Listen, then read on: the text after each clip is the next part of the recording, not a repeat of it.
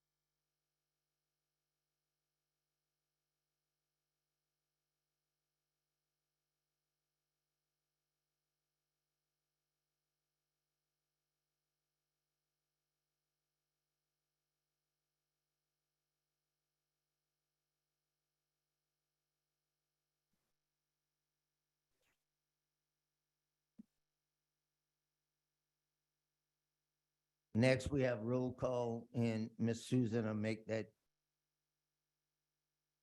Andrew Blanchard, here.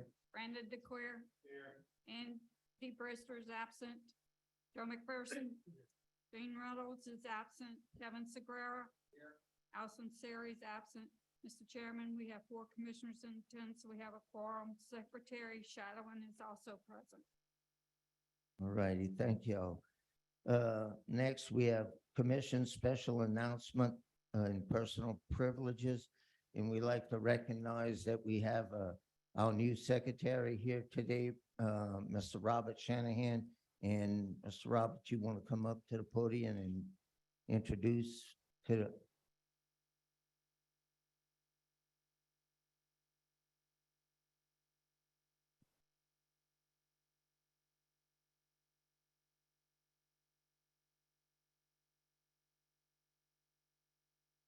Thank you, Mr. Chairman, members of the commission, other people who are here, welcome here. Mr. Chairman, you asked if I wanted to come up to the podium and make a statement. No. But that's okay. But I feel in light of the last week or few days, all of you have heard that Secretary Montasay resigned or retired from the department on Friday, this past Friday. I don't want to rehash many of the things you may already know, but I did want to take the opportunity to kind of clear the air as much as I can, considering an ongoing federal investigation. On Tuesday of last week, a story broke regarding a plea agreement entered into by former Wildlife and Fisheries Commissioner Dusty Guidry.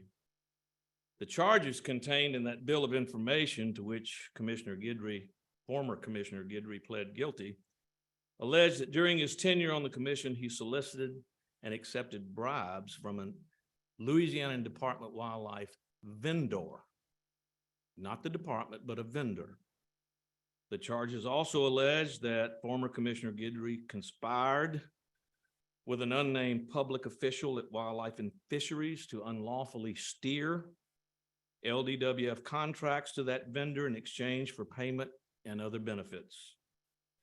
We do not have any more information other than what was released by the federal court over in Lafayette a few days ago. The secretary, Jack, met with staff on Friday to inform us of his decision to resign or retire.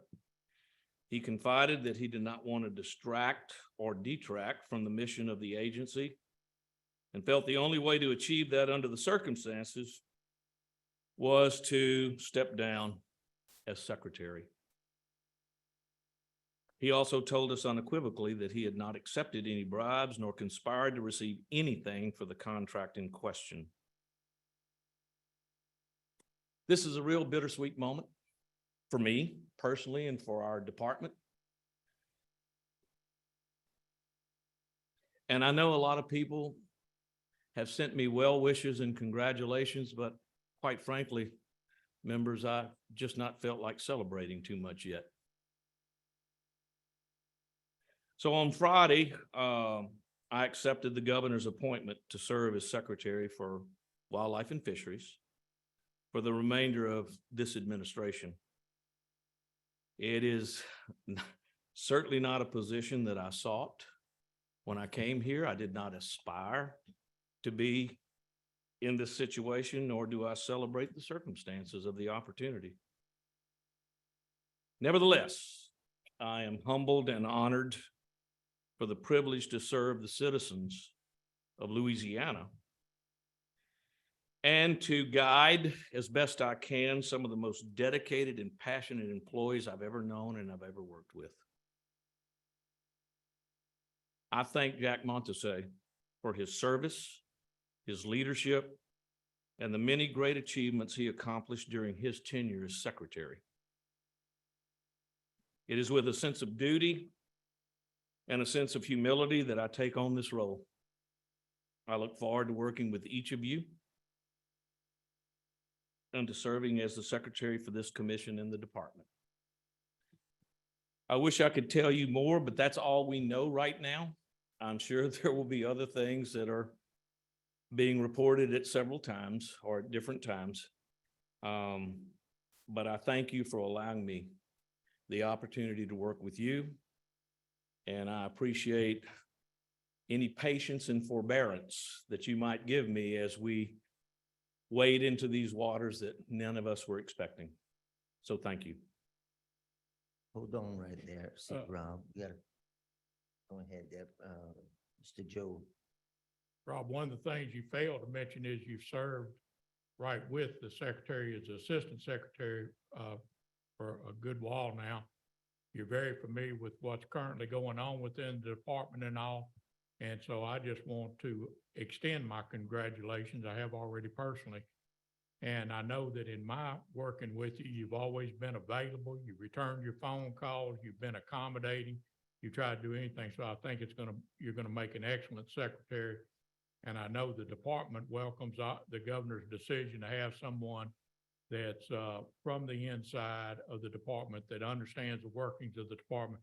And we didn't have somebody from outside that would have had to try to play catch up over the few months remaining in this tenure and all. So I'm glad to see you just make a small step up and you hadn't moved yet, but you don't have far to go down the hall to get to your new desk. Yes, sir. When you decide to undertake that. Thank you, Commissioner McPherson. I appreciate the encouragement. All right. Any other commissioners want to have something? So I definitely want to congratulate you and welcome you as the secretary, but you have been here for a while.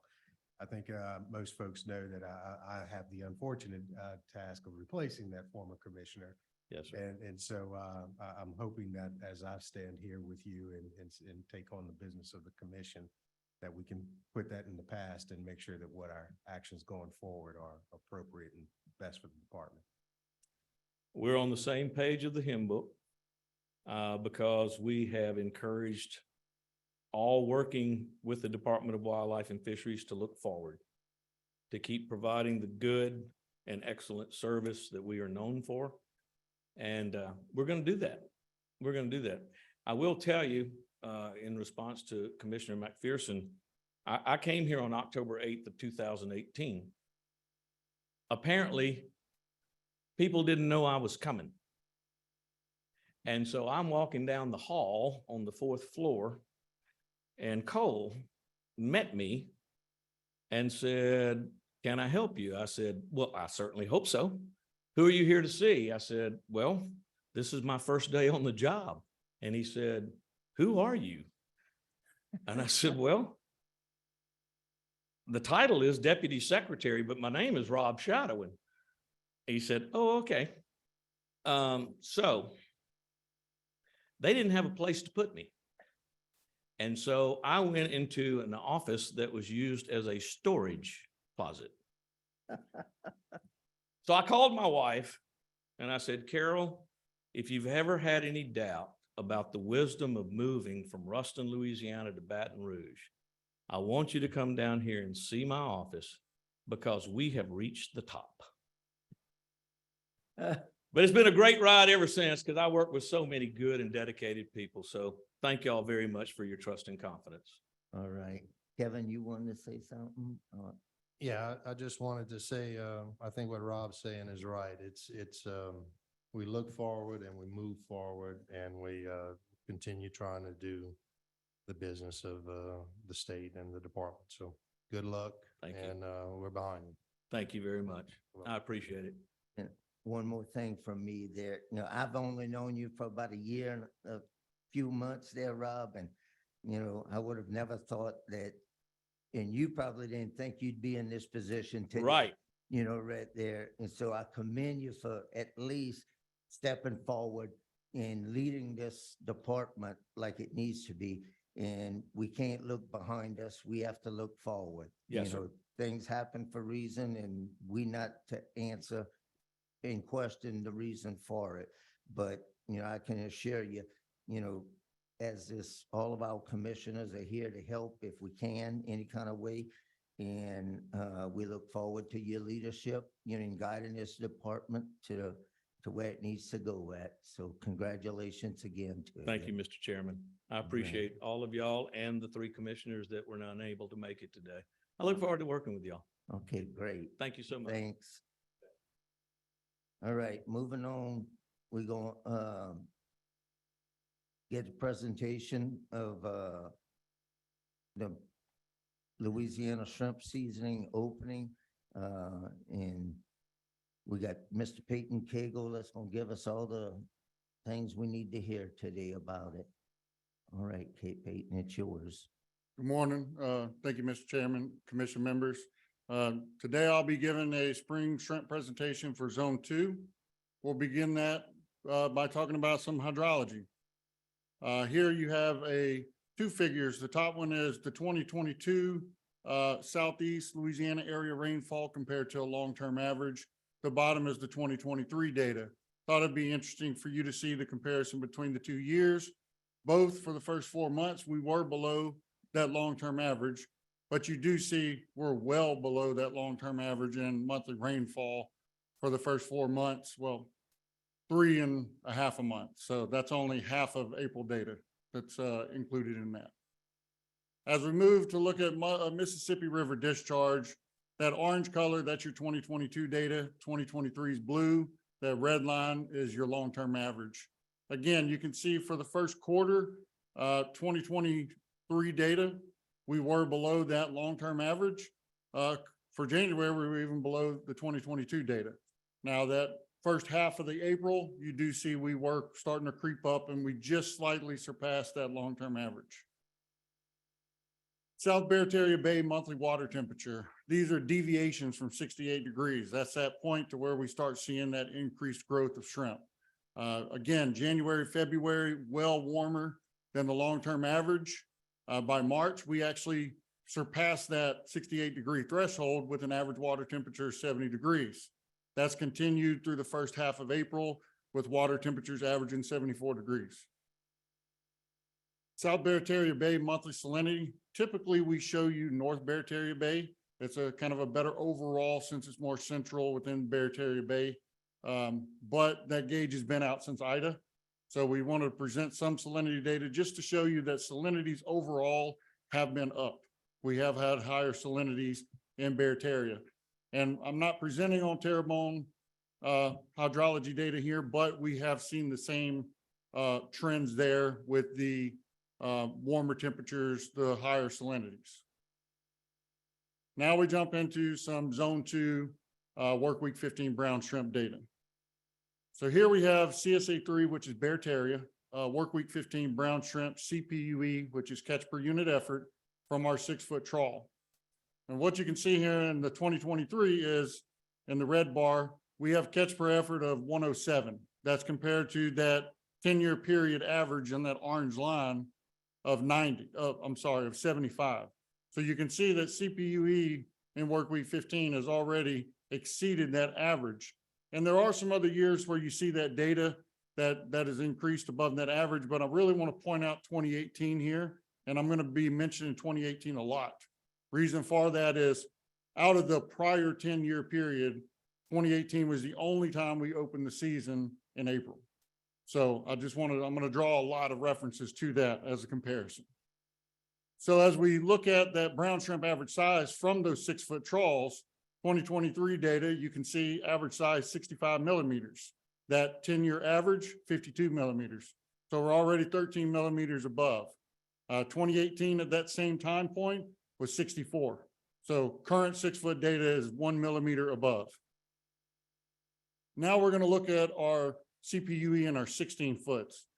This data is important because this shows the shrimp that have moved out of those interior marshes. They're now in the larger bayous, the lakes, the bays. So these are shrimp that are pushing into areas that will be within the fishery. So we want to look at this to look at how much of the shrimp have moved out. You have a CPUE here of 181, while that long-term average is 90.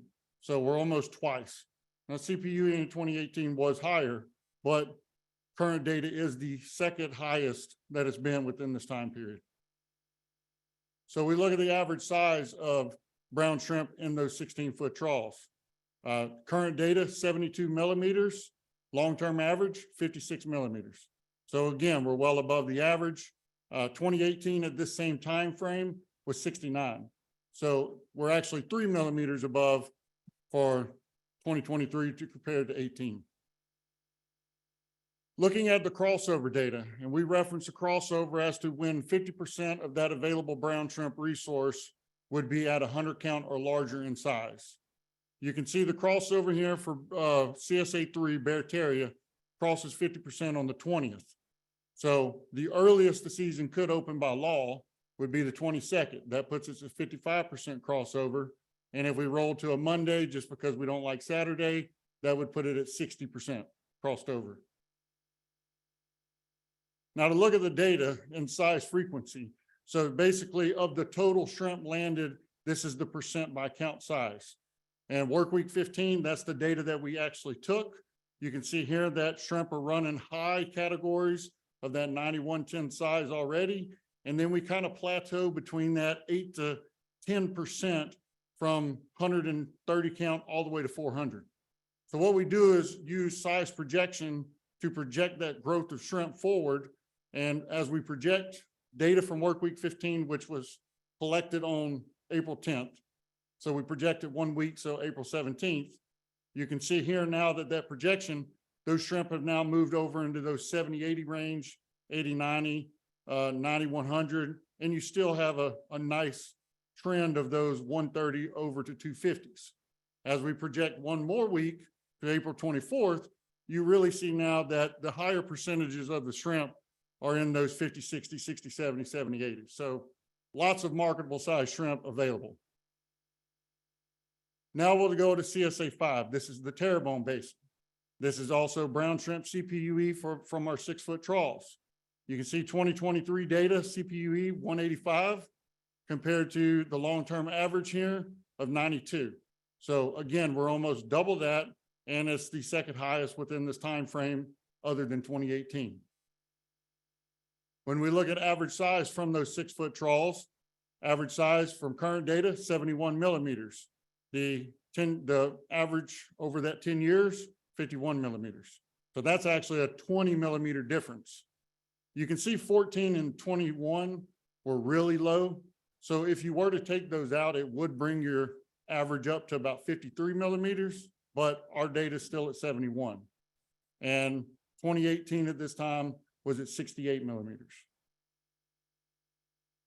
Now we jump to the 16-foot trawls, again, a reference of the shrimp that are pushing into the fishery that would be available.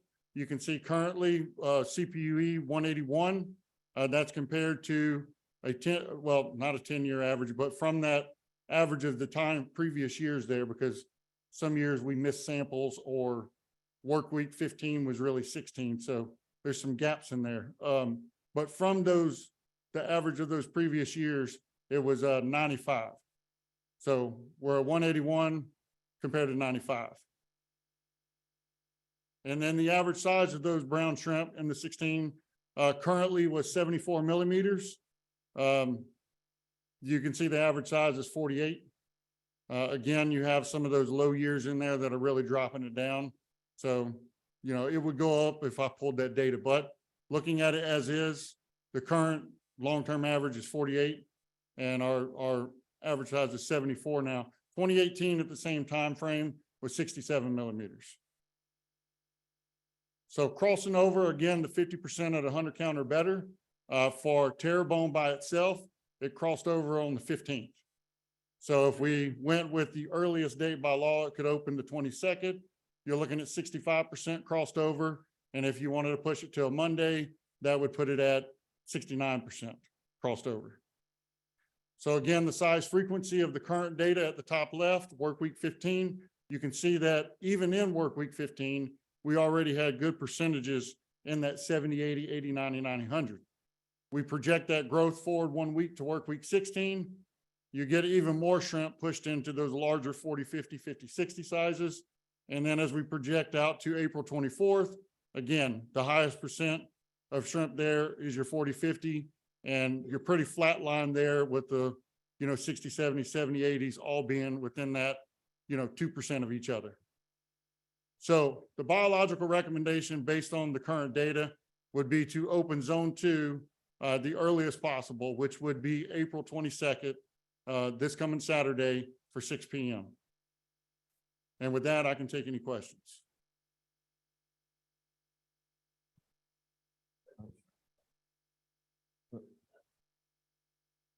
That will, no, you can't speak like that. We in a public meeting there. If you want to speak, you have to fill out a card and come up to the mic. All right. Being that said, any questions for Peyton? Any of y'all?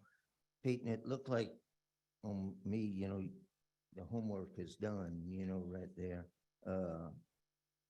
With everything, and we got some speakers in the audience that wants to speak, and Kevin, you want to add something? No, I just, yes, everything is there. It's a good job. And I think we need to hear from the audience. I know that there's, folks that called and talked to me that are concerned of, opening earlier with, not having, ice houses, not having, their stuff ready, and it'd probably be the earliest that it's ever open. So that's some concerns that I was receiving, but let's hear from, everyone else. Thank you, Peyton. Thank you. One other thing, I want to recognize we got Representative Gautreaux that's in our order. Gudo that's in our audience. Sorry for mispronouncing it, but Gudo, he's in the back of the room. We appreciate you being here today. So Peyton, my question is, we got industry in here, and I've had a lot of phone calls, throughout the week, on all this, and it's probably one of the earliest that we've seen, in the history of the shrimp business, right there. But I want you to go back to one of the charts that we have where it says the crossover date. Or Bear by the Terrier, date. Terrebonne. Yeah, on the Bear Terrebonne.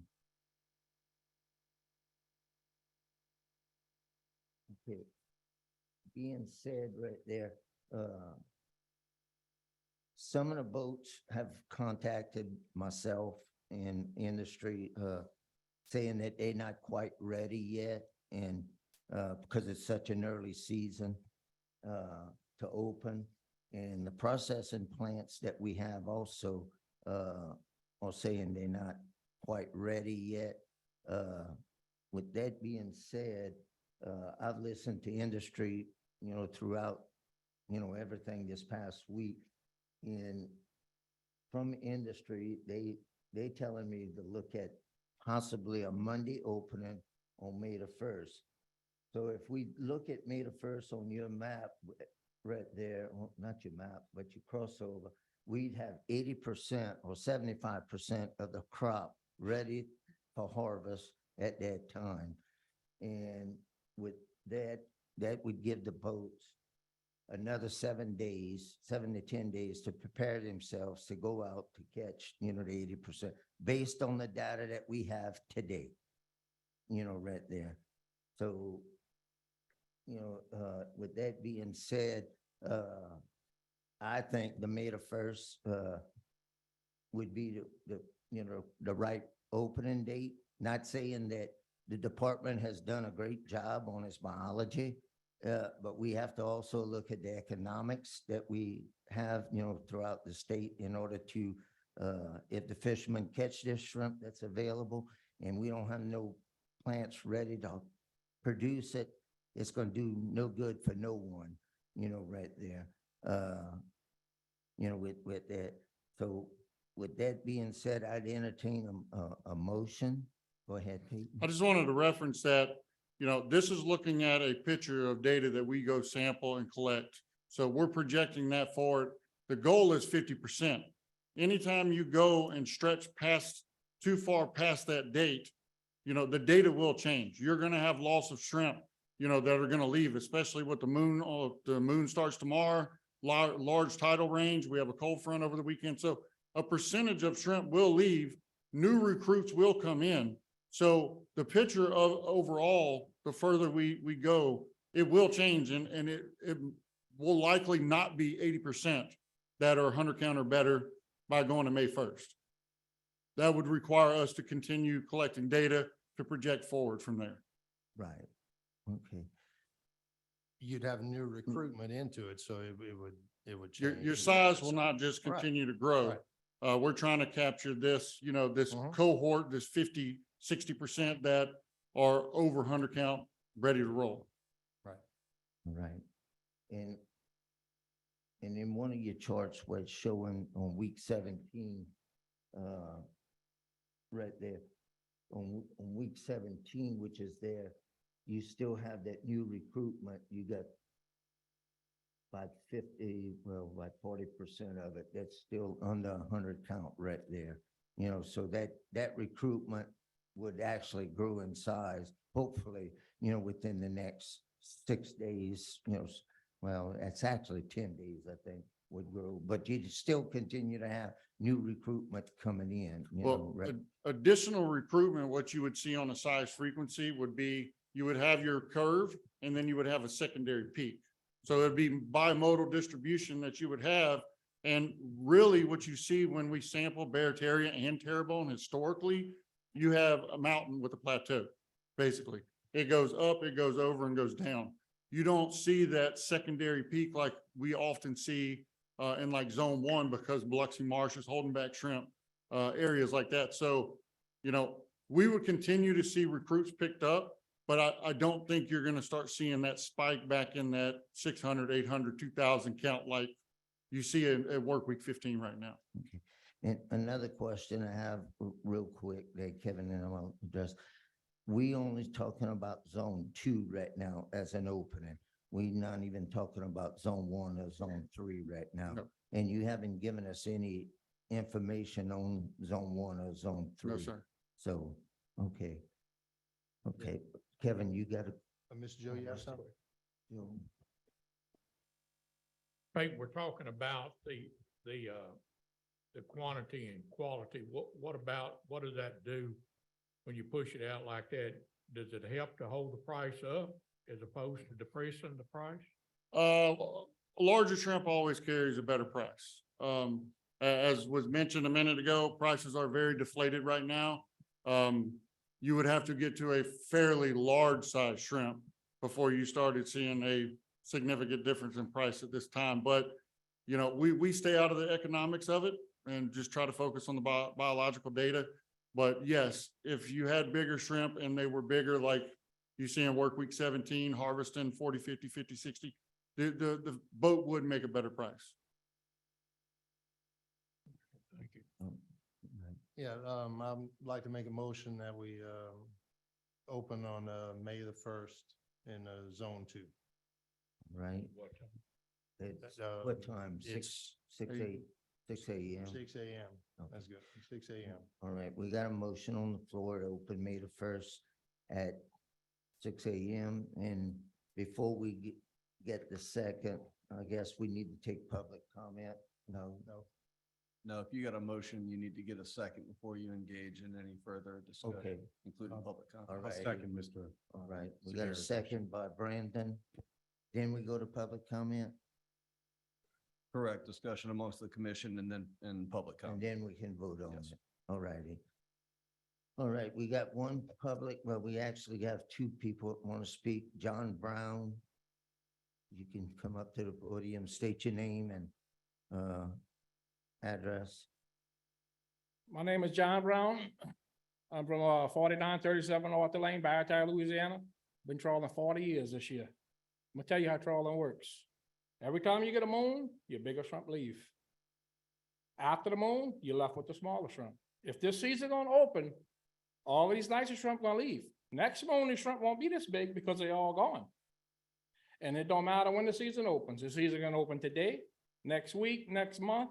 You're gonna have the same ice problems, the same problem blocking the factories up. So what is the difference? Let us catch these shrimp when they got shrimp. A shrimp only lives roughly 11 months. These shrimp going to the Gulf to die. If we don't catch these shrimp, they're gone. It's not like they coming back. And I've been trawling for 40 years. That's all I do is trawl. All I'm asking, I'm not asking for nothing crazy. Let's go with the data. Let's open the season when the shrimp is ready to catch. That's all I'm asking. Thank you. We also have one more speaker that wants to speak, Mr. Barry Rogers.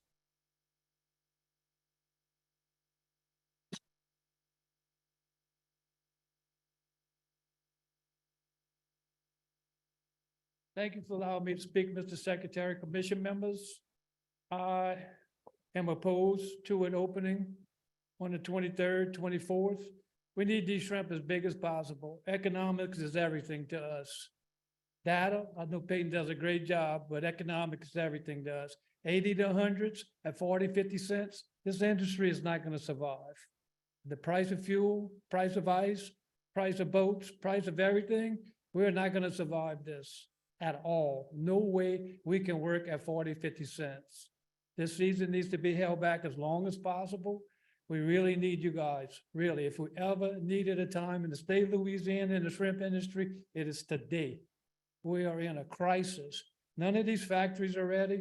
My shrimp dock is not ready. These ice houses are not ready. You can go catch all the shrimp you want. If nobody's there to process them, you're feeding the catfish. I'm begging you people, begging you, please. We need your help. We cannot make it at 40, 50 cents. We can't make it at 60, 70 cents. Whatever you guys can do, we're begging you, please, just hold us back as long as possible. Thank you. Thank you, Darren. Yes, you can come to the podium. I called Lafitte Dock yesterday. He's ready to buy shrimp when the season opens. Whenever it opens, he will be open to buy shrimp and have ice. All right, And what is gonna change between this month and next month with the price? Nothing. At least if the season opens, we can make a couple dollars at 40, 50 cents. If all the shrimp leave, we catch no shrimp, you're gonna make nothing. all right, thank you. All right, we got a couple of other people that sent up cards, and I'm just gonna say what they were. Sidney Brown agreed with the biologist recommendations. Timothy Danos agrees with the biology recommendations. Claudia Hamner agrees with the biologist recommendations. We got a Troy Zan agrees with the biologist recommendations. A Cecil Wagonat, opening on the 24th. A Harold Gagno, opening the 24th. A Ronald Pokley, as late as possible, possibly May the 15th. Wayne Sheremy, latest possible, May 15th. Joey Bavin, latest possible. Terry Luke, as late as possible. Daniel Fobb, I guess, he's against the proposal. Lloyd Billiot, May 15th. Garrett LeBlanc, against the proposal. And Earl Plaison, against the proposal. So that's just the card that was sent up, and I don't know if anybody else in the audience has anything to say, but I'll give y'all that opportunity if someone else wants to speak before we vote on the opening. Not seeing no openings right now. I'll just say a little bit, on before we vote. Everyone's concerned about the price, and the price of shrimp, I'll just tell you, I've been in the business for over 40 years now, and we've been fighting the price ever since them 40 years that we have. And I've made numerous of trips to Washington and tried to do whatever I can to help out the fishermen, because without the fishermen, we don't have an industry right now. But, our federal government, until we speak loud enough in order to steer the federal government, our industry is in trouble. They allow, right now, over 3 billion pounds of shrimp to come into our country, and we only consume 1.3 billion pounds. So we have to educate consumers that wild-caught shrimp is better than imported shrimp. So until that actually occurs, our industry is going to stay in a distressed situation. And, I feel for every fisherman that we have, because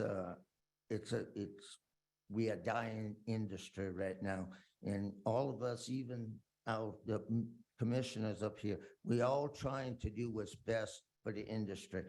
The department is trying to do best of what the industry is. So with that being said, I'm just giving y'all a little education. Dean, you want to say something? No, I didn't have it in here.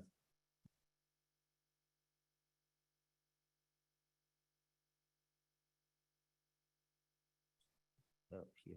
How y'all doing? I'm Dean Blanchard, Grand Isle, Louisiana, P.O. Box 1. I'm a member of I'm on the board of American Shrimp Processors Association.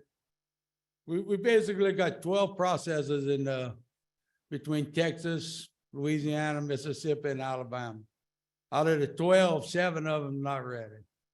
If you'd open the season, the worst thing could happen is if you have a lot of shrimp. I mean, there's some people gonna walk out here today that's not gonna be happy with the decision. Some gonna be happy, but nobody's happy when you gotta back up your truck or you back up your boat and you gotta throw them back in the water because you can't sell them. And nobody expected this. I mean, this is a time where you're doing repairs. We got a lot of boats still on dry dock. We got a lot of boats waiting for parts. I mean, if y'all, I'm sure y'all got businesses. Y'all know the chain supply to get parts in these days. I mean, if you break the wrong thing, I mean, you might be 3 months waiting for a part. I mean, I got 3 or 4 boats with their engines out. They got the engines out right now. I mean, this is the time that we usually do repairs and stuff. Nobody expected this. I'm not saying Payne's wrong. I ain't saying he's right neither. I ain't saying he's wrong. We all got an opinion. Everybody got an opinion. I mean, 50 years I've been coming up here. I came up here with my grandfather, to write these commissions. I never knew that somebody of y'all took bribes. Never thought about it. I would have been bribing y'all a long time ago. No, it's just, it's a shame that happened. I miss Mr. Jack, and we hope the new secretary enjoys his position, but I didn't even turn my ice machine on. I got the biggest ice machine on the Gulf Coast. I don't see no shrimp yet. I don't see it ready yet. I mean, I'm not gonna spend $3,000 a day to run my machine for nothing. We ain't bought a shrimp yet in Grand Isle. I'm 64 years old. The guy said, I've been in business over 40 years. 41 years, I started my own business. Plus, I worked for my daddy and my grandfather before that. So I was born in a shrimp dock. I mean, we ain't bought a brown shrimp yet in Grand Isle. I mean, every year, most of my life, we bought a lot of 2 million pound of shrimp before the season even opened. We ain't bought a one. I mean, I'm sure Andrew got a lot of calls from a lot of processors telling him what was gonna happen if they'd open that season. I mean, that's why he's doing what he's doing. I'm sure he's not doing it to aggravate Peyton. I mean, I'm sorry for Peyton. Peyton does a good job. He's doing what he thinks right, but we're just not ready. We're not ready. I mean, if you'd have told us an extra couple of weeks before that, I mean, everybody, we got out of 12 factories, 5 of the guys that own them are out the country right now. They're not gonna be back till couple of them on Sunday, when they coming, Saturday, Sunday, and Monday before they're coming back. They're not even in the country to open up. I got the biggest plant in Louisiana that's capable of working more shrimp that's pouring concrete Thursday. So he's not ready to open on Sunday, Monday, you gotta let his concrete dry and everything else. I mean, we got one in Mississippi. You got 4 or 5 super plants. You got one in Mississippi, it burnt. It caught a fire. He ain't gonna be ready, probably won't be ready till around the 5th of the month. You got another one in Mississippi. The guy that owns it's in the hospital. His brother called me and said that he's gonna die today. So they're not ready. They wasn't ready anyway, but they're gonna be going to a funeral all this week. I mean, you got 3 super plants that's not ready to work. I mean, the guy in Lafitte said that guy's ready to buy shrimp, but I mean, he closes when everybody's open sometimes. He can't buy the ones that he got already. As far as the ice plant in Lafitte, I mean, he can't control much of the industry. So our recommendation, the earliest to get them back on the water would be the 1st. Thank y'all. Thank you, Dean. We got a couple of other speakers that don't want to speak, but Tad Soley said possibly open May 15th. Chad Portier is just against the proposal. This one here is a Roland Terrio against the proposal. I can't even pronounce this one, but open the latest of May 15th. And then Devin Sheremy, open the latest, May the 15th. So I'll ask again, anybody else wants to speak before we vote? With that, we'll close public comment on there, and we'll go ahead and we gotta, Could I say one thing? yeah, one more thing. Just I thought I had requested this, maybe I just alluded to it, or maybe I was just talking myself, but we've got our economist here again today. When we talking about these issues, I would sure like to have part of the presentation to be around price and economics and what it means. It just seems like that ought to be included, as opposed to how many shrimp can you catch and who's ready to catch them and who's ready to process them. But there ought to be an economic factor there that we should be considering it in this. Yes, sir. okay, go ahead, Pete. That was gonna be incorporated into the regular scheduled May 4th presentation. Because this was a late on-call meeting, I didn't include any of the comparison, the trend data, historical annual catch values. So this is just because of your sampling, but other than that, you would have Correct. had an So economic. you'll see some trend data when I come back in 2 weeks. Thank you. Great. That's good. All righty, and you gonna get that information from Jack Isaac, I assume? Some of this? Some's a combination. Okay, I mean, a lot of it comes from trip ticket data. I mean. all right. Jack, I know you're in the audience, and I've asked for you to too, if you can, because I wanted to know, what was the percentage of protein content that consumers, use in this country right here? Like if it, is it beef number one, chicken number two, or chicken number one? I want to know how shrimp fits in protein content, in this country right now. So if you can give that to Peyton in 2 weeks, that'll help us make decisions a little bit better. Mr. Chair, I'd be glad to tag team Okay, that and let Jack, take the lead on the whole presentation, actually. all right. He does very well. Yeah, I know. All righty. Well, we'll go ahead and ask for a vote on opening, May the 1st as, what our motion was. So, I'll ask for a vote. All in favor of May the 1st, state 9. Any opposition? No opposition. Motion passes for May 1st, opening of Zone 2, for the Louisiana Shrimp Association. And I think that's all, and we'll ask for adjournment. Just for clarification, it's a Oh, 6 a.m. okay. opening. Yeah, 6 a.m. opening. And one more thing, public comment. Do we have anybody for public comment? No public comment. Closing the motion and ask for adjournment. Got a motion by Brandon, second by Kevin. All in favor, state 9. All right, we adjourn.